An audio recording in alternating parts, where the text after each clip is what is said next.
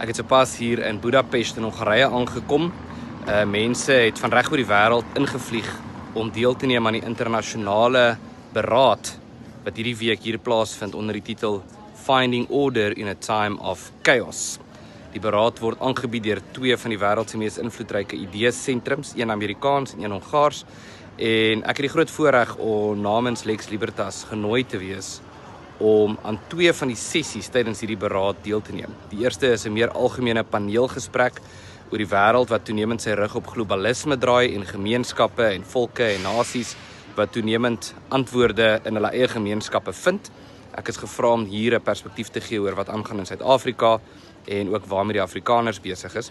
En dan tweedens hier na die einde van die beraad toe, eintlik ongelooflik, 'n 2 ure sessie wat uitgeboek is om spesifiek en uitsluitlik te praat oor wat aangaan in Suid-Afrika, waarmee die Afrikaners besig is, en dan ook wat die verskillende organisasies en rolspelers wat hierdie beraad gaan bywoon kan doen om te help. Dit is 'n groot geleentheid vir ons is baie dankbaar daarvoor. En ons is ook baie dankbaar aan ons bydraers by Lex Libertas wat dit vir ons moontlik gemaak het om in hierdie baie kort tydjie sedert ons die organisasie aangekondig het so 'n paar maande gelede sulke groot hoogtes te bereik. Ons gaan julle op hoogte hou.